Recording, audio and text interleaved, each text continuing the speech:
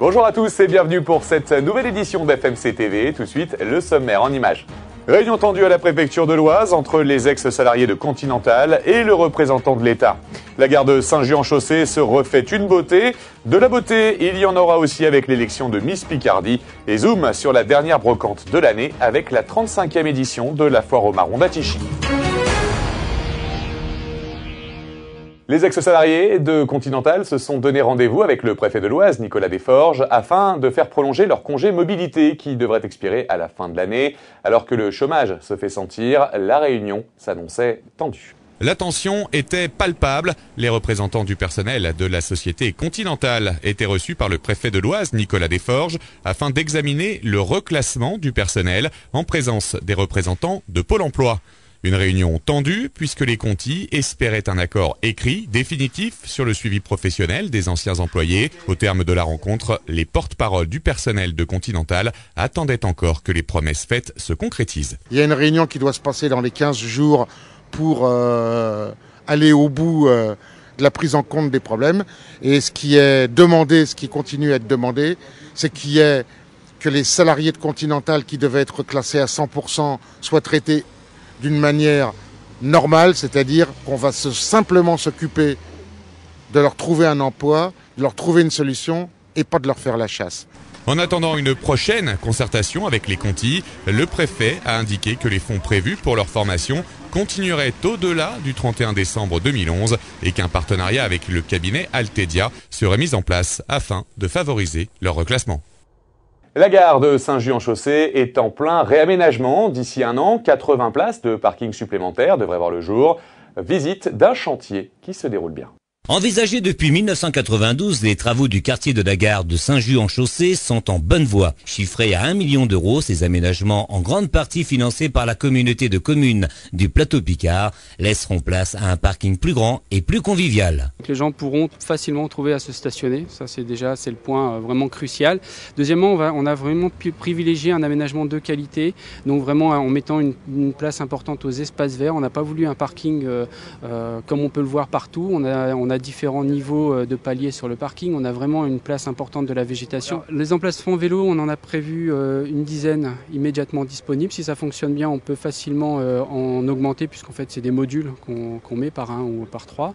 En nombre de places, on sera environ à entre 150 et 160 places, contre 70 places aujourd'hui réellement disponibles. Actuellement, l'aménagement de la gare de Saint-Just-en-Chaussée entre dans sa seconde phase. Après la démolition, place au terrassement pour créer le nouveau parking de la gare qui pourra accueillir vélos et voitures électriques.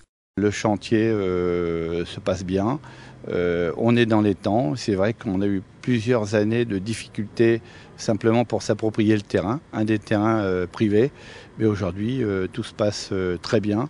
Alors c'est vrai que j'ai un petit stress parce que ça va durer 1 an et que pendant 1 an, il va falloir gérer les voitures qui sont en place. Le quartier de la gare était jusqu'ici une zone enclavée avec un accès en cul-de-sac et une circulation difficile. À long terme, un second accès devrait s'ouvrir vers l'hôtel de ville. La fin des travaux est prévue pour septembre 2012. Une fois redynamisé, ce quartier central de Saint-Just-en-Chaussée devrait accueillir 3 nouveaux commerces en même temps que la fin des travaux. Les reines de beauté de la Picardie se sont retrouvées à l'Hélice-Passe de Beauvais. Il fallait élire celle qui représentera la région au concours de Miss France, version en démol. Visite guidée d'une journée où glamour rime avec concours.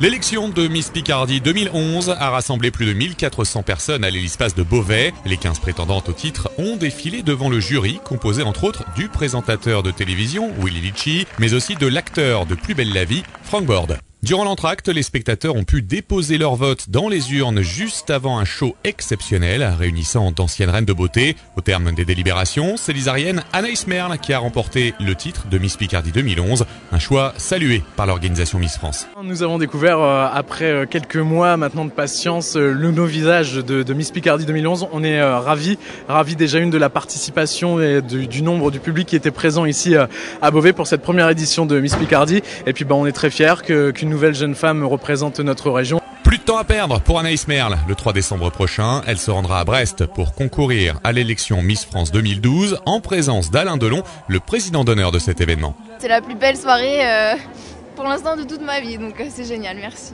Je les représenterai au mieux à l'élection de Miss France, c'est promis. En attendant le jour de l'élection, les gagnantes de chaque finale régionale vont débuter leur tournée de démonstration, en commençant par un voyage placé sous le signe de la détente à Cancun.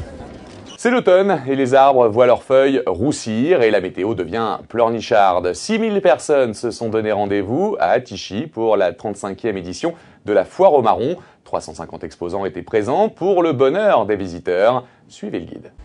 Dernière grande brocante de l'année sur le département de l'Oise, la Foire aux Marrons d'Attichy près de Compiègne a rassemblé plus de 6000 personnes pour sa 35e édition. Chaque dernier dimanche d'octobre, cet événement organisé par le comité des fêtes s'ouvre aux particuliers et aux professionnels. Cette année, plus de 350 exposants étaient présents dans les rues de la ville pour le bonheur des visiteurs de passage, mais aussi des habitués répondant toujours à l'appel des étals.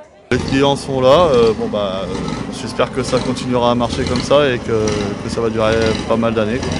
Voilà, ça fait déjà 5 ans qu'on l'a fait, on est toujours présent au même endroit et on est content de la faire.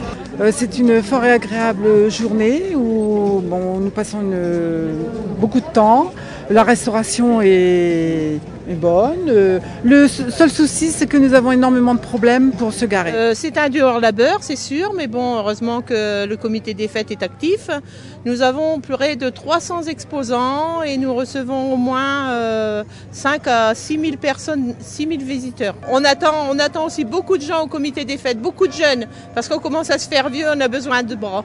Au milieu des attractions foraines, les vendeurs de marrons chauds ont investi les rues d'Attichy en nombre, rappelant que la période des brocantes et braderies s'achève pour mieux amorcer l'ouverture des marchés de Noël. Fin de cette édition sur FMC TV, la télé 100% Oise. Rendez-vous la semaine prochaine pour de nouvelles informations. D'ici là, au revoir et bonne semaine.